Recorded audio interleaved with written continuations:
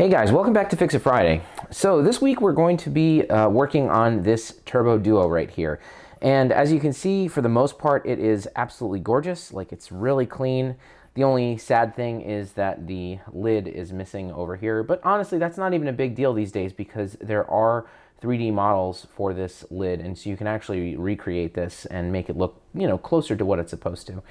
But yeah, I actually picked this console to work on this week because it's the week of Halloween, and this thing has some really awful horrors lying underneath.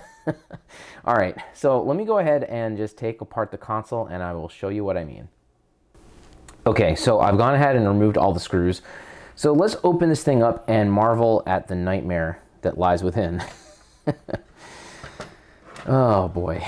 All right, so firstly, you can probably already tell there's something weird going on because there's a big pile of wires all over here. And you can see there's a switch over here. And so this is actually a region switch. So someone installed a region switch that lets you play PC Engine games and also lets you play American Turbo Chip games. So that's cool. Nothing wrong with that. But let's see what happens when we take off the RF shield. Yeah. So, yeah, it looks like some modder did like some kind of janky, awful DIY region switch. And, predictably enough, this thing stopped working. So now it doesn't play any games because, of course, if the console doesn't know what region to be in, it just boots to a white screen. So I think that's what's happened here. So yeah, that's bad. But then also another thing that's, in my opinion, just as bad, maybe even worse, is all of these capacitors right here. So all the capacitors are replaced, and that is great because the PC Engine and Duo and the Turbo Duo, they are notorious for having very bad capacitors that cause lots of damage to the board. But they did two things that are not great. One is they used radial caps instead of surface mounts. And technically that's not the worst thing, but it's kind of the way that they did it with these really long leads and with the, caps just like hanging out here. If anything pushes on these caps, they're going to rip the pads. And, I can understand in certain circumstances using radials. I do it occasionally as well, but not like this where you can just like bump into them and rip a pad or something like that. And there's plenty of room for your soldering iron to come in and just solder in the right parts, which are surface mount parts. The other really awful thing is they used the absolute worst type of capacitor to repair this thing. So they used these caps called Chong caps. These are cheap knockoff caps from China. They very routinely fail, and they very routinely claim to be something like, say, 10 microfarad capacitors, and when you actually measure them, they're something completely different. So they're really bad to have on a board because they're gonna not last, for one, and they're probably outputting the wrong values, so you can cause unexpected damage to your console. So my friend Ben from iFix Retro, he likes to call these Big Chongus, and I absolutely love that. So yeah, so we got a lot of work to do. We're gonna go ahead and remove this thing, get it out of here and throw it in the garbage where it belongs. We're also going to remove all of these capacitors here. We're going to replace them with quality capacitors, which is what you should always do when you're repairing a console. And once that's all done, we'll see what we can do about getting this whole mess fixed up. All right, so let's get to it. Okay, so I've got the motherboard completely disconnected from the shell. And yeah, so let's flip this thing around and have a look at what it looks like. It's got double-sided tape holding it together, of course. But yeah, so looks like you've got these chips here, and I mean, I honestly don't know that much about how region-free mods work. But yeah, it looks like they just took some breadboard and did point-to-point soldering. And, I guess this is okay. But nowadays, it's very easy to get region-free mods that are commercially made and clean and well put together, and this is not that. So I could easily see this thing failing as a function of time, just because maybe a solder joint goes cold or something like that. That's probably what happened here. It also might be not working just because these caps are garbage. So yeah, first thing I'm gonna do is replace the capacitors. And so to do that, I'm using a kit from Console 5. I really like these caps because they always use high quality stuff. It's always Nichicon, Rubicon, Panasonic, those kinds of capacitors, which are, you know, proven to be high quality. And they're always the correct values. So, you know, when you're replacing caps, you need to have the matching capacitance. So as an example, this should be a 100 microfarad capacitor, this particular one right here. And so it always has to be 100 microfarads. You can't use like 50 or whatever. The voltage has to match or exceed the original voltage. So if it was 100 microfarad, 6.3 volts, you know, you could use something like 16 volts, for example, instead. You know, you don't want to go very far out from the value, but you have to be at least equal to or greater than that value. So that's what is nice about these kits. That's all thought out for me. I don't have to worry about any of that. I just have to go ahead and replace all the caps. So first thing I'm going to do is disconnect this awful thing. Then I'm going to remove all of the capacitors, inspect all the pads, clean all the pads, because I don't really know how they look, if they're in good shape or not. And then at that point, proceed to start replacing them. All right, so let's get started with all that.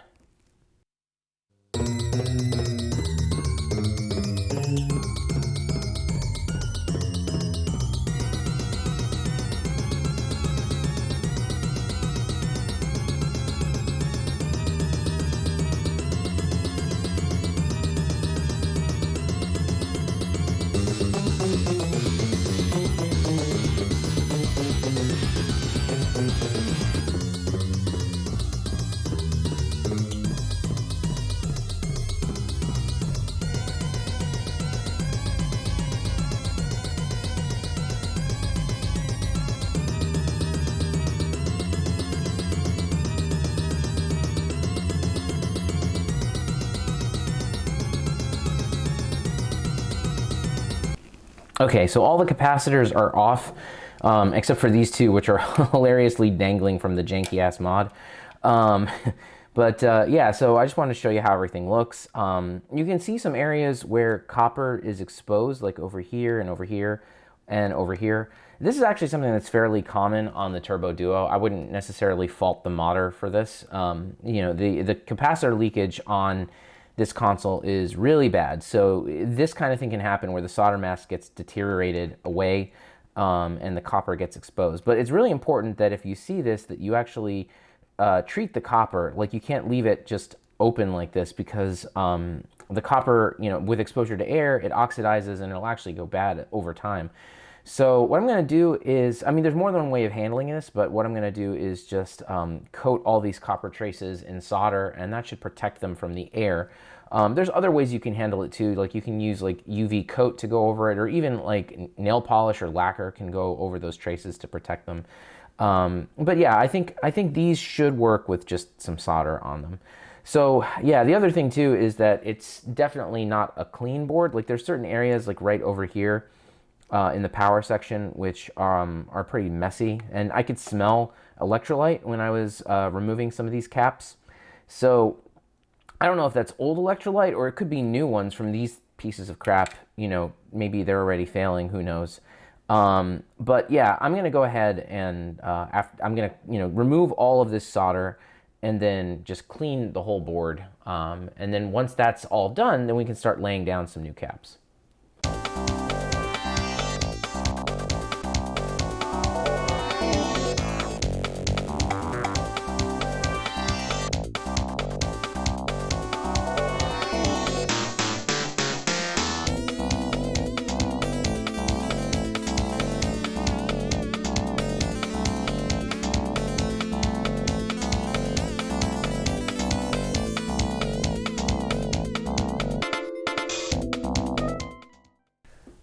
Okay, so this board finally is starting to look decent again.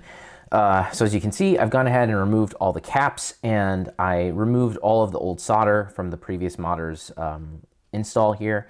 And I went through the board and I added fresh solder to all of these places here where the solder mask came loose. So So that should protect those areas and prevent any deterioration of the copper, and it means that this board should be okay.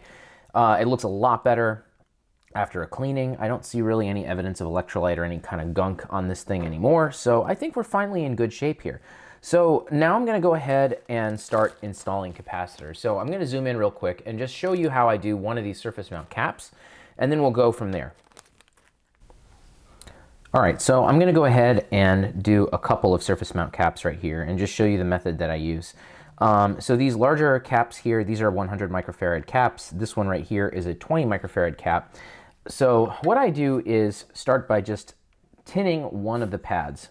So I'm going to just pick the left-hand side here, but you know, it's arbitrary really. You can pick either side, whichever one is easier for you to grab.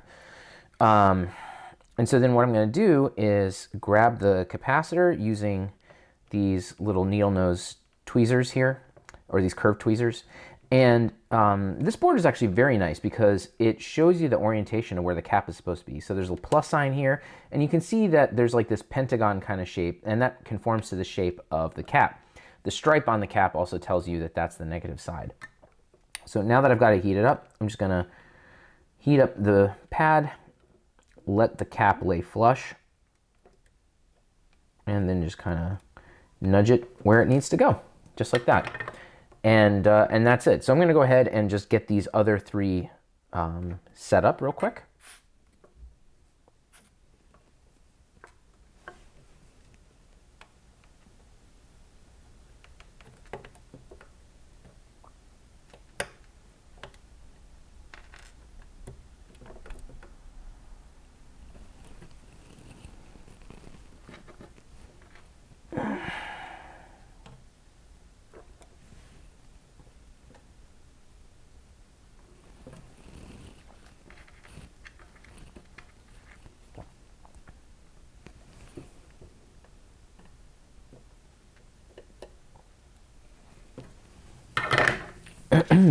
Okay, so now that those are all set, I'm just going to rotate the board for my own convenience and come in and solder the other leg.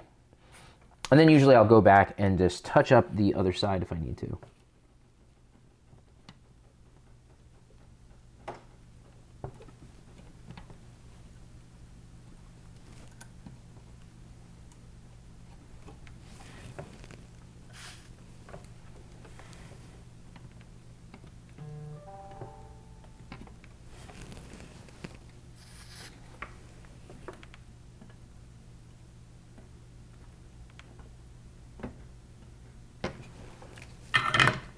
Okay, so there we go. Everything is looking perfect here. So yeah, I'm gonna go ahead and start working on the whole board and get all of these surface mount caps into place.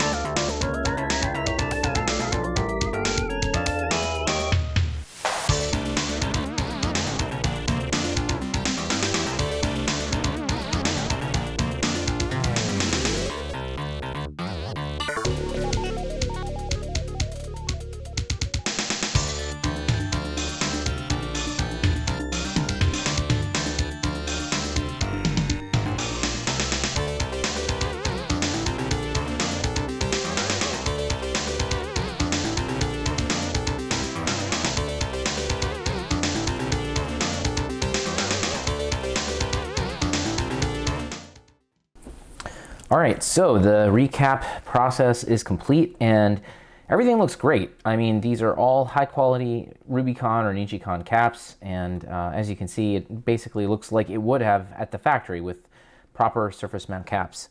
So unfortunately, I cannot test the console yet because without the region mod installed, it's not gonna really do anything except boot to a white screen. So we're gonna go ahead now and install the region free mod. So this is done by someone named Dujin Dance. He has kind of a notorious history, so he used to do really bad NEC Turbo Duo mods like ages ago, but since then he's kind of learned the error of his ways, and now he really does an excellent job of making these quality products for the PC Engine. So that's what this is right here. So this little board is going to sit right on top of the HuCard slot, and I'm going to bend up the original 9 pins that are over here and solder them into this lower set of vias. And then this secondary set of vias is going to get soldered into the board. And so to do that, I'm just going to actually take the legs from these capacitors and just push them through on one side and then solder them through on the other. And then finally, the mod needs a source for 5 volts. And so we're just going to tap into one of the filter caps down here for 5 volts. So yeah, I'm going to go ahead and do this. This is actually kind of fiddly work, so I may do this off camera and then come back and show you how everything looks.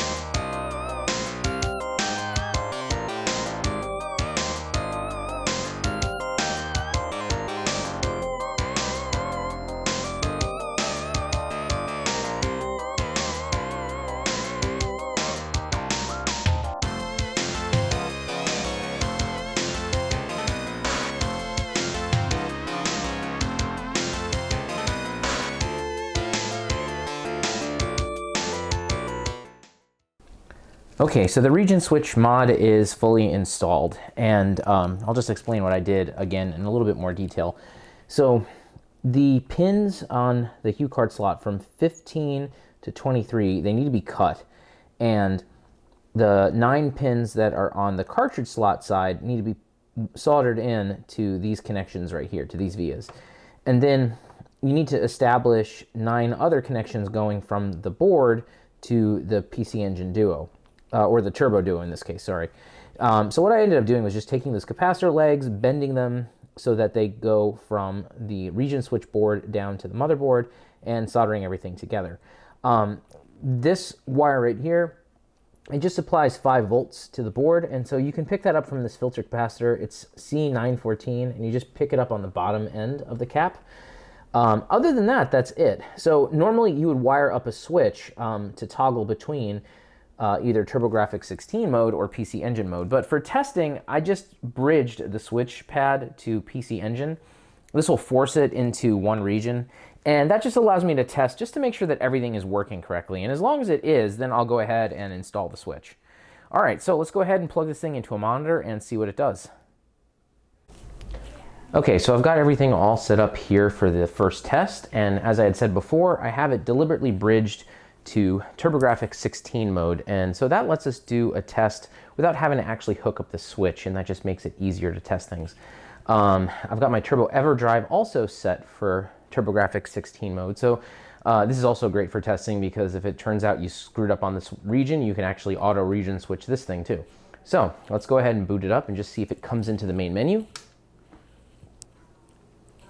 All right. All right, looking good here. Let me just plug in a controller. Oops. Let me get out of this mode. All right, there we go. So just pick a game real quick. Good old bonk. And yeah, everything looks like it's working perfectly. So, all right, so this is a great sign. Of course, I still have to test the CD unit as well, because if that has problems, I'll have to go back and maybe make adjustments to these potentiometers. Probably not though, because I think this thing failed because that janky, horrible region switch mod failed. So yeah, I'm gonna go ahead and reassemble the console, and then we'll come back for an additional test. Okay, so the console is fully reassembled, and I've got to say, this thing looks really, really nice. I mean, it's in mint condition, excellent shape. Just sucks that this cover is missing, but you know, You can't have everything, can you? So let me just flip this thing over and just show you the rocker switch here. So this is the region switch that the original modder installed, and I have got to say, it actually looks really nice. This is probably the one thing that this guy did that's actually nice and not a travesty. So I left that in, and I just soldered in the connections. So the way that it works is that I would put, you know, the switch part in the center and then the two regions on either side. Very easy. Okay, so now let's just test the switch one more time. I've got the EverDrive set to the USA region, and I have the switch set to USA region, so they both match. Now, if I turn on the console, we should get the main menu. Okay, that's great. So that means that we're in USA region. So now if I put this in a different region, if I switch this to Japan, now the cartridge and the console are out of sync in different regions. So I should just get a white screen, and I do. So that's good. So that means that our region switch is working perfectly. So the last thing we really got to do is just test the CD side of things. And so for that, I'm going to be bringing out my totally legitimate copy of Rondo of Blood. And let's give it a test. All right, there's our BIOS. BIOS looks good.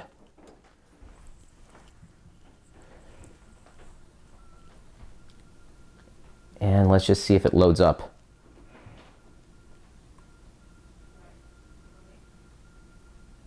And it does. All right, this is great. This is what I expected. I really didn't think I was going to need to mess with the CD side because all the problems related to this disastrous region mod and maybe those garbage caps. So yeah, this Turbo Duo is fully restored and looking better than ever.